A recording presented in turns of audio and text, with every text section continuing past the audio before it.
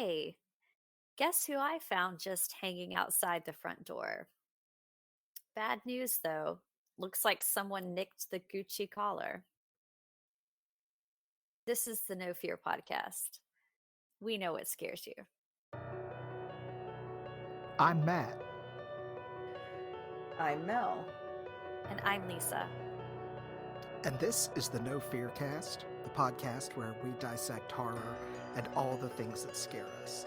And we are in episode 7 of season 8, continuing our series on Netflix's The Fall of the House of Usher. So join us as we become more obsessed with Poe than we already are. All right, so I am kicking us off for our discussion of episodes 3 and 4 of The Fall of the House of Usher. So, listeners, we started this series in our last episode when Lisa and I talked about the first 2 episodes of The Fall of the House of Usher.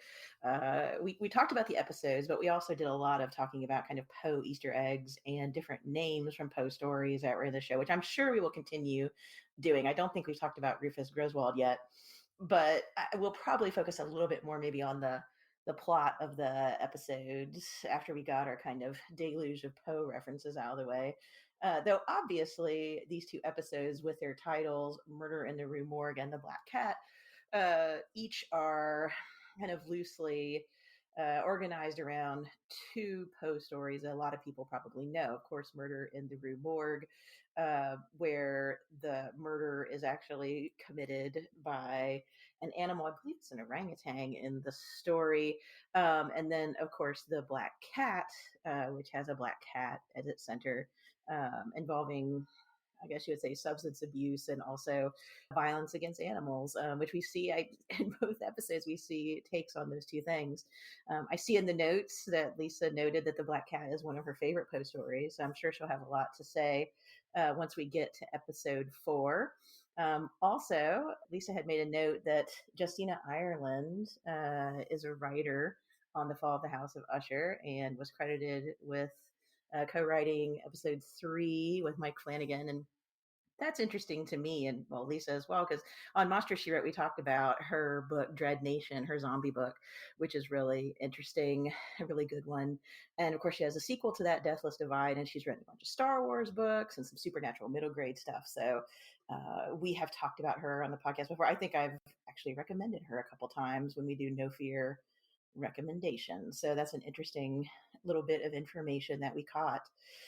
I don't think I'll necessarily like go through the whole plot like in a summary before I hand it off to y'all for your impressions. I'm particularly interested in your impressions, Matt, because you weren't able to join us last week. So it'd be cool to you could tell us about your impressions of the show up to this point if you want to, since you didn't get to talk about 1 and 2.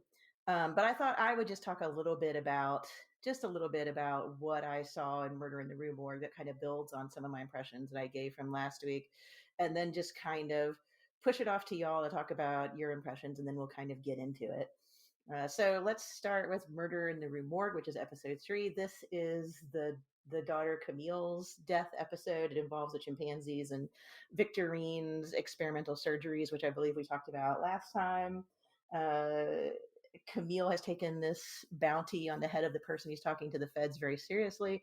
And so we continue to see something that I mentioned last week, which is kind of the horribleness and superficiality, emptiness, I guess you would say, of this family. We talked a little bit about the cannibalism in Poe's novella and how that kind of shows these people kind of falling apart and turning on each other. And I think you see that here because Camille kind of destroys herself in the process of trying to pin everything on Victorine, who she does not like.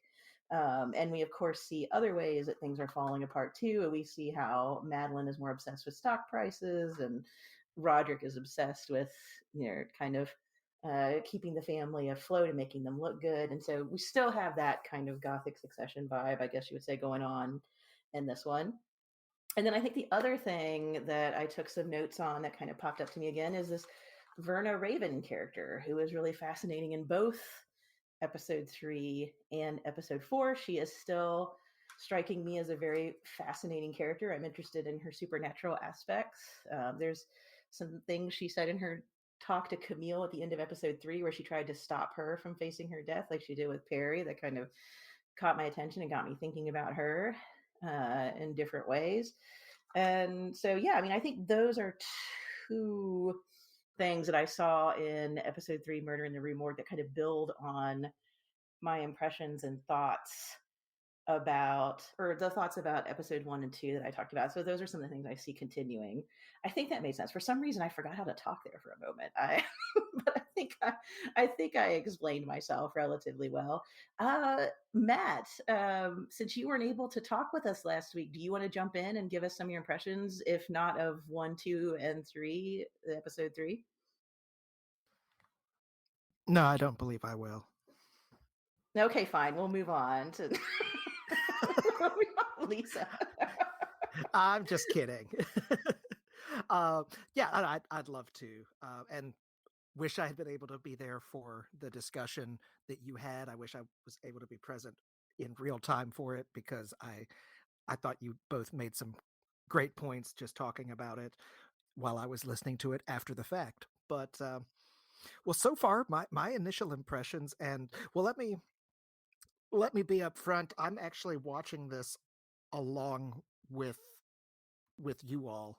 By you all, I mean who, I can't remember who is watching this for the first time and who's already seen it. I had I'm a first timer. I think Lisa's okay, so seen all of it. Yeah. I had watched the first 2 episodes when it first came out, and then just time got away from me and was not able to stay on top of it. And so when this was brought up as a possibility for our next series, I was like, yes, because it will give me an excuse to force myself to sit down and watch it and finish it, because I really did enjoy the first 2 episodes when I had watched them way back when, which is probably realistically just like 6 weeks ago or something. But so far I'm enjoying it. I'm really curious to see where this is going and what exactly is happening, because there's Poe references just abound throughout the show, which is, obvious, but also you both discussed this in the last episode. But the plot itself, even though there are hints and gestures towards Poe stories, and the episode titles typically come from a Poe short story, or in the case of the first episode, from a line from the Raven, the poem. Yes, the episode tends to have a thematic resemblance to the story that it's named after, but there's a whole lot that's just very different and wildly different. And I like Mike Flanagan a lot, and I kind of am curious to see where he's taking us on this whole Poe inflected succession, right? Because that's kind of what it feels like for those of you that have seen the show Succession. But I'm enjoying it. I really am. And as far as the 2 episodes that we're discussing in this episode of our podcast, the episodes 3 and 4, I thought it was really interesting, in particular, the way they worked in the Rue Morgue as a location towards the end of that episode. And we could probably talk about that a little bit more in depth when we get into the full dissection and whatnot. But I thought that was really cool. And also, I am absolutely here for Mark Hamill. Like, he is, I love Mark Hamill just in general, and I'm totally here for him as like ruthless, awful, shady lawyer. I love it. Yeah, I think, I mean, I knew this show is going to be great because I trust Mike Flanagan and his team and what they're doing. And I was so excited and intrigued when Mark Hamill was announced, and then when he was announced to play Arthur Pym, because I was just like, oh my gosh, this is this is wild if Pym is going to be a character.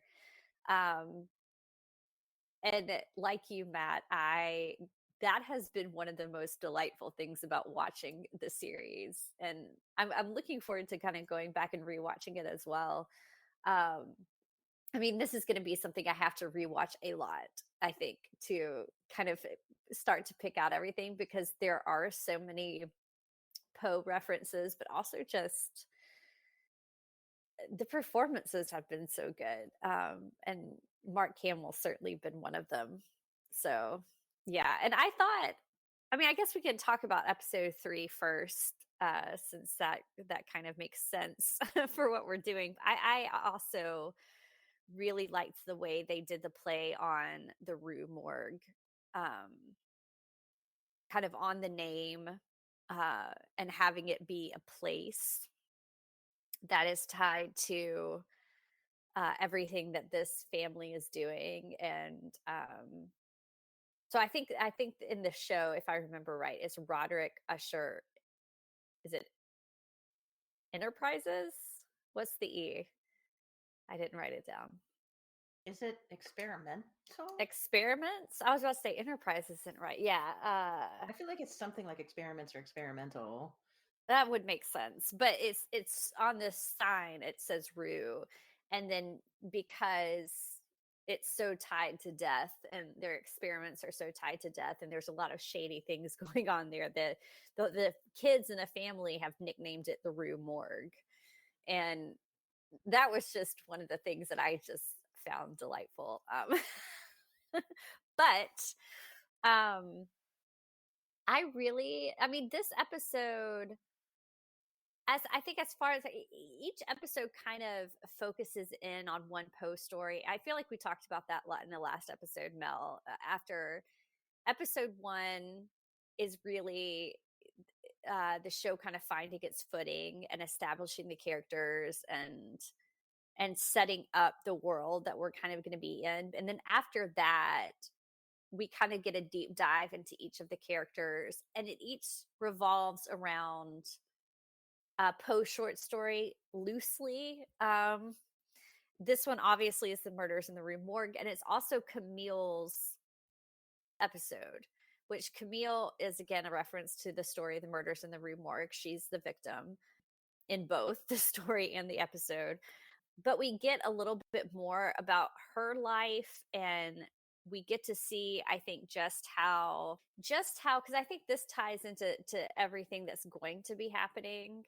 I don't want to give away too many spoilers for what happens like later in the show, but I think it's not really a spoiler to say that the Fortunato family, they're very what's the word I'm looking for? Blessed is not the word, but they've been given this money. They have incredible privilege. Um, they have real. I don't know. I'm Mel. You're not being able to language has rubbed off on me, but um, when you're looking at like a family like this that has such immense power and money and has the ability to do such good in the world, and then you see the inner workings of what's going on kind of behind the scenes. I think Camille's story kind of makes sense, especially her and her I mean, because her job in the Fortunato family is basically to spin the stories. She's the one who's going to make things look a certain way. And then when you find out that she's got these two assistants who she's sleeping with, and she has like a sexual relationship with both of them, that is not at all equally balanced when it comes to like power or anything. Even though she kind of made them sign all sorts of legal documents saying that they consented to it and that there was nothing bad going on. Like, she's already trying to spin the story that's going to come out later, and you really kind of see just how rotten things are and how little the family actually cares about helping people. Like, I mean, that was, to me, that was the sense that we kind of get. It's a very jaded life, I think, that we get through Camille. um and so I really find that interesting. I put in the notes when we were I did put this in the notes. Because in episode 3, we get the great lemon speech from Roderick Usher when he's talking to Dupin. So he's relating what has happened after all of this. And, so it starts out with the famous, you when life hands you lemons, the phrase continues on, make lemonade, but he's like, no, you don't. You basically convince people that lemons are scarce, which makes them stockpile lemons. Then you control the supply. Then you have a media blitz. And then you get like the word out there that, lemons are so rare, but they're the only way you can like say, I love you, like basically make them into uh, a media frenzy with them. You have celebrities tweeting about it, and there's hashtag lemons and, all this kind of stuff. And then basically, you get people desperate for lemons, and then you get a gene patent on like a certain type of lemon DNA sequence that makes them appeal to people more, and you cross pollinate with that so that you can then have copyright infringement over farmers for that genetic code that you own and that they can't use. And so he says the kind of end of that is you sit back, rake in the millions, and then when you're done and you've sold your empire for a few $billion, then and only then you make some fucking lemonade. And it was just kind of one of those things that really, we know this happens in the world, and I know I've called this gothic succession, which I completely believe it is. But when you really have that kind of laid out for you there, it's I don't know, it's really, I think, kind of breathtaking, um the way this is shining a light on the corruptness of people who control these kind of empires today, but also the kind of people who are able to gain billions of dollars. So that's one thing that this show has really just really blown me away with.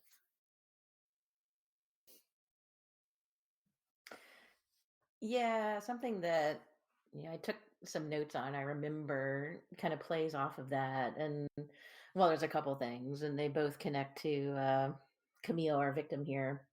One is we see the family uh, use, basically trying to spin the situation of Prospero's death, trying to create basically the idea is we now have an opportunity to create sympathy for ourselves in this trial, all this bad media we're getting because he died.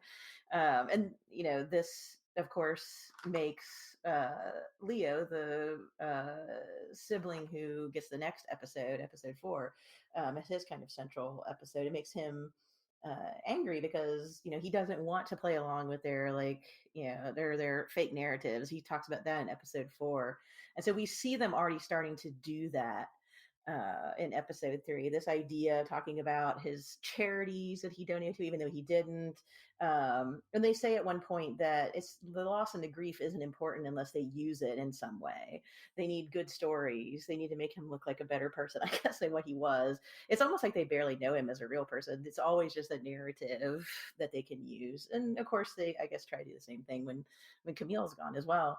But the other thing that I thought was interesting is when she's talking to, I believe it's Leo, the sibling who quote unquote makes video games. He talks about making video games, and she says, "No, ushers don't make stuff." And she talks about how she just deals in narratives and spinning things, and he just plays video games and tells people which ones he thinks are good. And they all kind of glom or leech on to something and use social media and uh, these kind of communication skills, I guess, to create narratives that sell things. They don't create the things. Even the experiments, like Victorine has attached herself to somebody else's experiments on the chimpanzees to try to figure out a new heart monitor. Like she's not the doctor who's making the thing. She's even manipulating the results, as we find out. And I mean, even Madeline and Roderick, like Roderick talked to a chemist who made ligodone, this drug, and Fortunato company bought it. We find out, and kind of took the chemist for their own because of his tip. And so he got paid for an idea. At least that's what Griswold tells him. So even then, he just talked to a chemist who was doing something, told someone else about it, and kind of got taken advantage of. And the other person got the chemist and the drug. So he's not making drugs. And he even talks about the toxic material that killed Prospero at the party was just a bunch of like lab mistakes, basically. They didn't actually complete or do what they were supposed to be doing. They just created all this toxic byproduct that they were trying to figure out how to shadily and illegally get rid of without anybody knowing. So they're never actually constructing anything or making anything. They're just kind of connecting themselves to things, most of them harmful, not all, and trying to make a buck off of it. And I think that's interesting. I mean, even Madeline is interested in tech stuff, which is maybe making something, but we're not sure what she's doing with that. She's busy tinkering in the basement, of course. But there's always something that they're kind of attached to. They're not maybe like inventing something or starting something. It's all the marketing of something and the creating of narratives for something.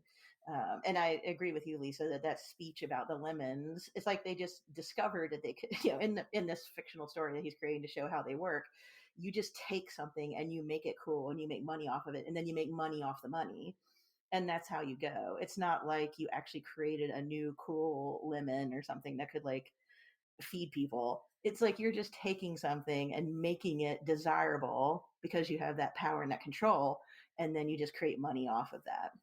So I thought it was interesting when Camille points out that there's not a lot of like labor here. It's like we don't make things, we just talk about those things and manipulate those things and push people and kind of prey on them in a way, which I guess goes back to Roderick and Madeline's terrible experiences, as kind of as orphans, and foster children, because we kind of see that background as well in the flashbacks.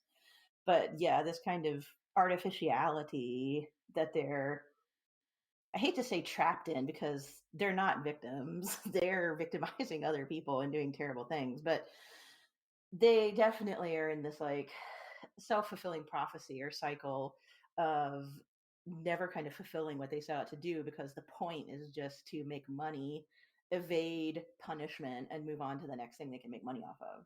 Well, and isn't that the ultimate goal of capitalism?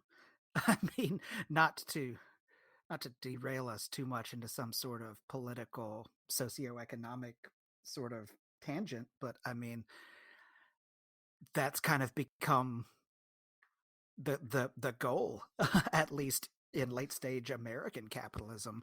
You are divorced completely from the labor itself and the means of production. You are just selling the ideas at a certain point, and everything that's being sold is abstract. And I mean, even technically, all of the money that you have is mostly on a ledger, which is digital. It's not even, it's not piles of gold bars or stacks of bills. It's ones and zeros on a bank account. So I don't know. I don't know that I don't think Mike Flanagan is necessarily using this as a like the forefront as a critique of capitalism, more so the um the rich lavish lifestyles that these people lead and have led them to be so divorced from, I guess, reality and other people that has made them awful people, like you said, Mel. But I don't know. I just wanted to throw that out there that this is, I mean, Elon Musk doesn't build things at Tesla. He didn't even found it. He bought Tesla and built up its name, but he doesn't design anything for them. He just has his name associated with it. Yeah, I don't know if I think you're right. I don't know if this is really like a like meant to be like a scathing review of capitalism in this country. I mean, I think you could definitely look at it that way. I think it is a look at, it's like you mentioned, like the Elon Musk of the world, but I think it is looking at that the kind of the existence of billionaires and billionaire families in our country, especially, and then especially like of course the drug companies, right? That because if you looked at something like that lemon speech I just referenced, and you, of course, he's using that as an extended metaphor to explain what he does. But I mean, that's essentially what is kind of has been happening with the drug companies is, you know, they could make drugs that that and they do that could help people, but they would rather make it in fashion and make um like drive up the need for an endless supply, or I should say, I guess, an endless demand of these things so that then they can supply it. And I think that is what is truly sinister. And I think that's what's really interesting that he is shining the light on it because I don't know. It's funny because I think a lot about like Midnight Mass, for instance, and how yes, that was a really good like vampire tale. It was something new I hadn't seen before. It was like a new take on it. But really, when you were looking at it, like it was shining a light on a whole lot of problematic behaviors with religion and kind of this blind faith that people have. And I think that he is doing kind of something similar with this idea of drug companies in particular, but also just kind of the broader idea of these like billionaire empires. And I think Musk is a really good example of that, of somebody who can kind of come in, take over something, and then create a narrative around it that is essentially what is driving the interest of the company. So I don't know. That's really fascinating. Of course, we can't forget Poe too much in this discussion. Uh, I will say that I thought, I mean, this is, because I kind of want to get into the next episode because I do love the Black Cat, Mel, as you mentioned at the beginning. But the end of this, I mean, we knew as soon as her name is Camille, and there's a place called the Rue Morgue, and there are literal monkeys in the, I don't know what, they're not primates. What are they in the show? I It's don't know my gorillas, primates. right? Chimpan They're I Oh, thought I thought they were chimpanzees. yeah, I think you're right. Chimpanzees. let's We say don't know. We just I do not know my primates. Well, okay, the chimps. I mean, the moment that you see, that they're in there, like right away, it's like, okay, we know what's going to happen because, of course, that's what's famous in the Post story is that, essentially, the murders in the Rue Morgue. You have the character of Dupin, like playing detective and trying to solve these murders, and it turns out that it was done by an orangutan in the story itself. So that there was a literal animal who was killing people, and one of the women that he kills, in fact, by slashing her throat, is Camille. And so in this, I think this was one of those episodes for me that I was kind of like, "Oh, this is fun," because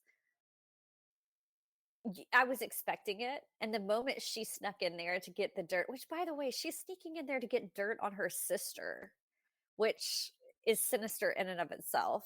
But she goes in there um, because there's really no loyalty to anybody, but she goes in there to get this dirt, and exactly what's going to happen, and it plays out exactly like you think it's going to happen. And there's a certain amount, I think, of satisfaction when you're watching like a horror show and what's gonna it's what every like slasher um depends on, right? Like there's this suspense of watching, knowing what's going to happen, and you're just waiting for it to happen. And so there's kind of that, it's like walking through a haunted house like at Halloween, like one of those that you like pay to go into and everything, where something's going to jump out at you when you go around the corner. So it's just, you're just waiting for it to happen. um so I don't know, that's kind of the way I felt about, I mean, I hated that her character got such a grisly ending because I absolutely adore the actress, but that's kind of how I watched the end of this episode. It was with a lot of glee, to be honest.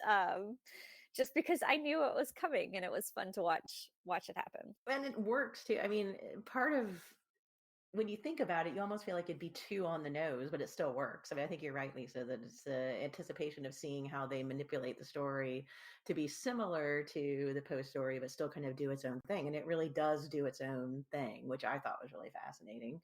And then I guess, you know, and I'll also toss it to Matt to get his take on the end too, and then we can move on to episode 4. One of the things that I thought was interesting, and I mentioned this earlier, but we have this Verna character appearing again, and she's pretending to be a security guard, and we find out in episode 4 well, I don't know that she makes mistakes, but Roderick and Madeline are going to discover that she's involved in their lives still, because of the fact that she was pretending to be a security guard. But as I mentioned earlier, she kind of offers Camille an out again, and it's interesting because she asks her questions, which I think she also does in the next episode too. But this idea of, like, why do you hate your half sister, Victorine, so much? Why are you doing this? And she talks about how Camille kind of, as Usher, as Roderick talks about in the next episode, how they displace and sublimate and all the stuff that she's hiding her true nature within her job, that she's looking for. I guess she's implying that she's trying to spin things because she sees herself and the people that she needs to spin. It's kind of just this superficial game, of hiding or disguise. And she says again, like she did with Perry, that you could have died peacefully in bed. So I'm assuming that they're all going to die no matter what. It's just that they choose, because of their natures, these violent ways of dying when they could have just waited for her. One of the things I thought was interesting and is that she gives that speech about how humans torment animals and experiment on them. And when she first starts giving the speech, and we find out later that she's kind of connected to the chimpanzees, like that's why the one gets out and attacks. But she talks about humans as if she's not human. And I thought that was interesting. And then later she keeps referring as like you lot. And I'm not sure if she's saying that the ushers are particularly terrible or humans are just terrible in general. But there seems to be this like kind of separation. So I don't know. I read that as either it's related to the fact that Camille is going to be injured by, or killed by, sorry, she's not injured, she's killed by an animal. But I also wondered if this is an indicator. We've talked about how she's obviously a supernatural character. I wondered if it was an indicator about her kind of outside position to humanity, and then what that means. Like, what the heck is she? So I feel like the Verna mystery is just being deepened every time she encounters one of these ushers that she's about to do in or watch and choose their own kind of brutal ending. I feel like we're getting a little bit more kind of evidence about what she could be every time we deal with her. But Matt, I wanted to throw it to you for your take on the end before we move on. Well, like you said, I also noted that she essentially gave Camille an out. Like she offered a choice essentially. And I kind of, at least so far, because again, at this point I've only seen half of the 8 episodes, so I don't know everything, but it almost feels like she's giving them a choice. Like there is a legitimate choice. You don't have to go down this path. You don't have to go through that door and try to pin things on your sister and get mauled by a primate.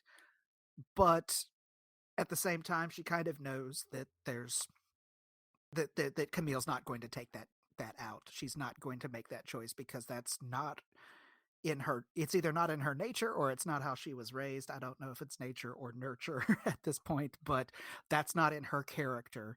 She is going to make the choice that she was going to make. And I find it really interesting that Verna does seem to be this character that's bringing about their ending, but it doesn't seem malicious. It doesn't seem like she's doing it out of spite towards them so much as almost it's kind of like a reckoning. Like, this is, you are reaping what you, and in particular your father Roderick, has sowed for so long. And I don't know. I don't know like you said, obviously she does not seem to be human in some capacity, but don't know what she is. She clearly hasn't aged since she saw Madeline and Roderick in, what was it? I think it was New Year's Eve 1980, I want to say. Yeah, like So 79, 80. Yeah. so yeah, there's clearly something supernatural at work here in terms of her character. Um, but I don't know. I really like that, and I find it fascinating that that's kind of how her character is. She's not gleefully and like with a smile and a twinkle in her eye sending these characters to their deaths. She's just kind of a almost observer, but not completely. Like she is sort of choreographing things, and like we saw at the end of episode 2, she basically told all of the innocent people to leave just before the stuff went down, as it were. Um, but I don't know. But I find that really fascinating about Verna, and I hope we get some more answers about who or what she is. I don't think it has to be completely answered fully, but I like she fascinates me. That's for sure. I like the idea of her as a reckoning because I think you're right. It's like she just is coming by to watch what happen, and she offers them a way to get out of it, but it's like she knows, like you said, it's in their character to just walk right into this. So I like that idea of a reckoning or an observer. She's not like pushing them into it. It's more just like, why are you doing this to yourself? You know? Well, and obviously more is going to come out about that New Year's Eve with Madeline and Roderick.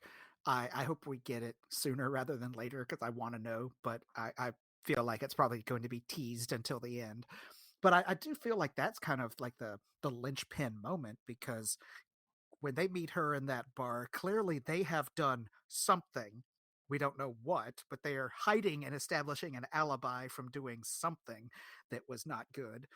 And Verna even says, at this point is outside of time. And I made like that made my ears stand up the second she said that. And so it almost makes me wonder if everything goes back to that moment where they could have made their roads diverged, and they could have gone one way, but instead they went another. And because of that choice, this is the fallout. This is, well, I don't want to keep using the word reckoning because it's going to get overused, but it's the reckoning.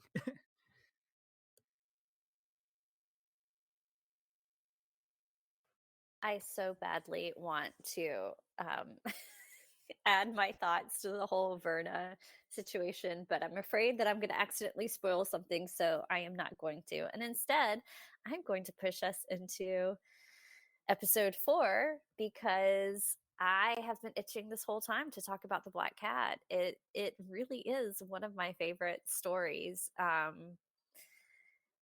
It I think in a lot of way it makes sense for Leo's character um to be put here in the Black Cat.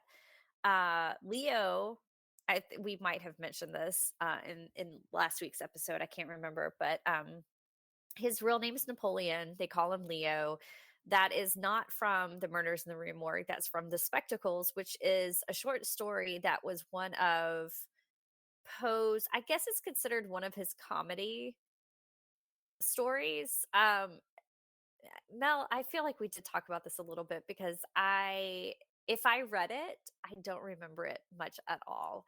Um, but I understand, I think, why Leo's story is the Black Cat instead, just because it is a much more interesting story, I find. But it's a story that deals with, like a lot of Poe stories, it deals with insanity and the proclivity towards violence, especially prompted by things in the outside world.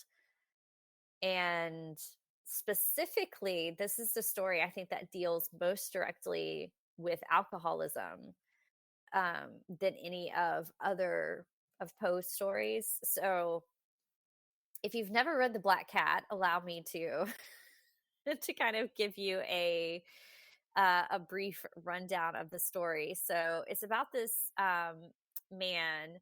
he's the narrator, so the story is in the first person point of view, and he's telling you about it. But basically, he loves animals, and in particular, he loves this black cat that comes around his house. That is one of his pets that he calls Pluto. And so again, that's a reference in the story because the cat's name is Pluto. But in this story, the narrator is an alcoholic, and when he's been drinking, he is extremely violent towards everybody around him, including the animals. And at one point, he attacks the black cat of the titular black cat Pluto, and he basically Pluto loses an eye in that um it was one of these things where he had come home, he had been out, he's been drinking, and the cat um acts, I guess, like he kind of grabs the cat, and the cat gets scared and um lashes out and bites him on the hand, which infuriates the narrator. And so he takes a penknife and like basically takes the cat's eye out. It's really gross in the story. Um, and then, the cat like slowly recovers and everything, and he feels very bad because, he's done this thing to harm the cat. So he tries to like, make it up and everything, but of course he can't. Anyway, long story short, he continues on drinking, and he's going down to the basement of his home, and his wife is with him, and his wife is also the victim of his violence when he's been drinking.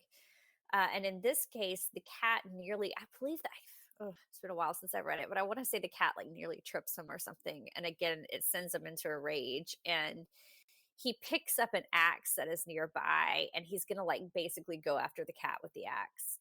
And his wife stops him, and because she's like, oh my gosh, you can't kill the cat. And in his rage, he kind of like um jerks the axe out of her hand and accidentally maybe embeds it in her skull and kills her. And this is important because by the way, there was a movie version of it. I want to say it was Roger Corman who produced it, or directed it. I cannot remember now. I'm brain dead, but it's a pretty decent adaptation of it. But anyway, so basically, he accidentally kills his wife, and he can't find the cat after that. He goes about. I want to say it's another instance where he takes his wife's body and puts it in a wall downstairs um, where he can hide it. And so it's kind of like Poe does this a lot with, you've got the telltale heart, the buried body, all that kind of stuff. It's this kind of narrative structure again. And the people who are coming around looking for his wife hear the cat and end up breaking through the wall to find the cat because they think the cat's accidentally been walled up, which it has been. And when they free the cat from the wall, that's when they find the dead body. So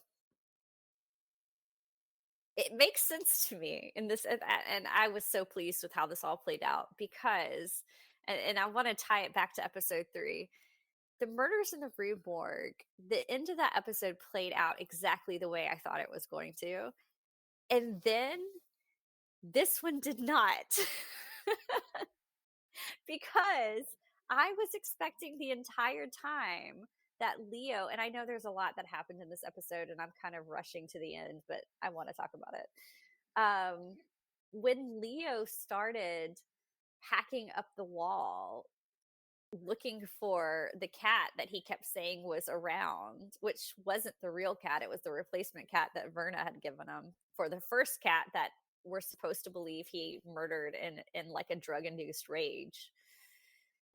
But as he was going around with that, and then his, I'm not sure if it was his husband or boyfriend, I can't remember in the show what the relationship was, shows up and is kind of like, "What are you doing?" I really thought he was about to murder him.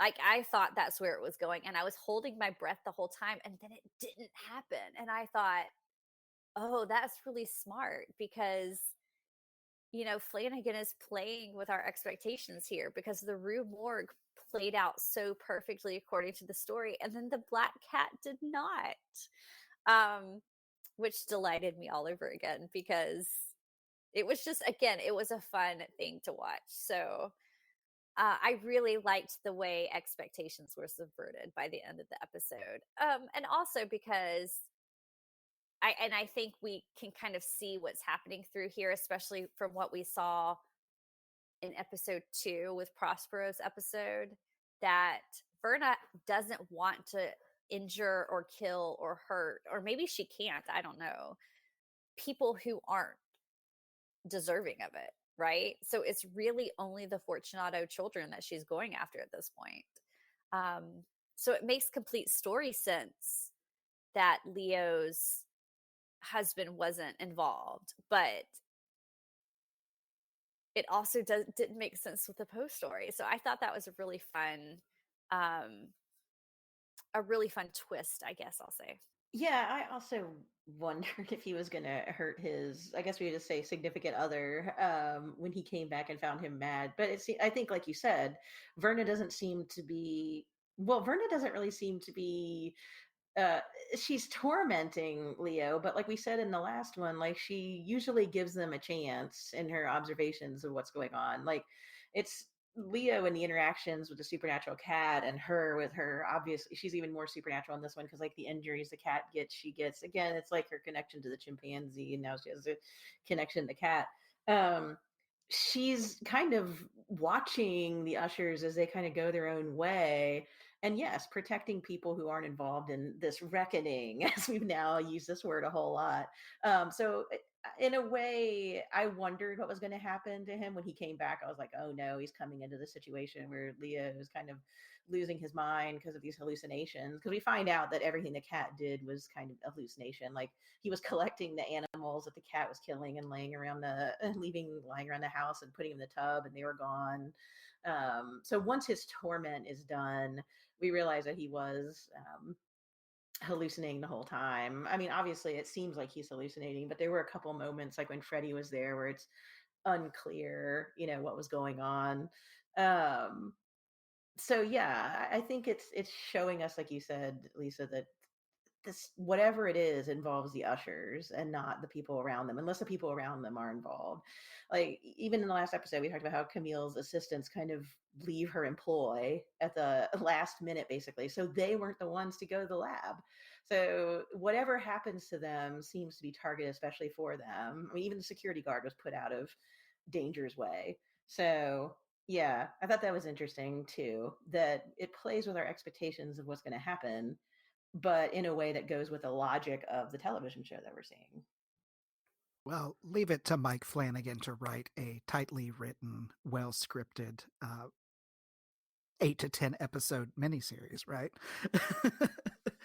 I agree with what you both were saying. I really didn't have an extra point to say, but I totally agree with what you're saying about the uh, playing with expectations that Flanagan is doing, and I just can't wait to see more of what he's doing on the back half of this show.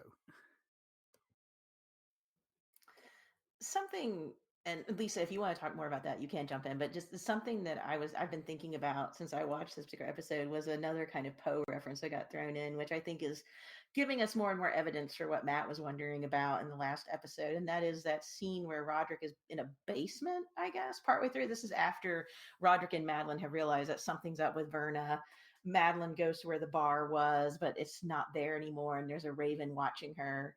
And Roderick is looking at the picture of her and wandering around in this basement, and we hear the jingle of what sounds like tinkling bells, or dare I say, jester bells. And he's looking at a bricked up wall that looks like it might have been unbricked and bricked back up again. And so I find myself wondering if the head of Fortunato Industries faced a cask of Amontillado fate. Whether that's the case or not, someone did, because that kind of tinkling and weird wall situation is not only people getting bricked up in walls on the Black Cat and other Poe stories, but it's definitely like related to this idea of Fortunato and the cask of Amontillado. And of course, we have the drug being called Monty on the street, and we have, Griswold being the head of Fortunato that the ushers steal from him. So I thought that was an interesting little intertextual thing that was happening. And I'm assuming there's going to be a connection there. But like we said with the end of the Black Cat, we don't want to assume too much because this is its own narrative that has to do its own thing. It's more an homage to Poe than a straight up adaptation. Yeah, I'm not going to say too much because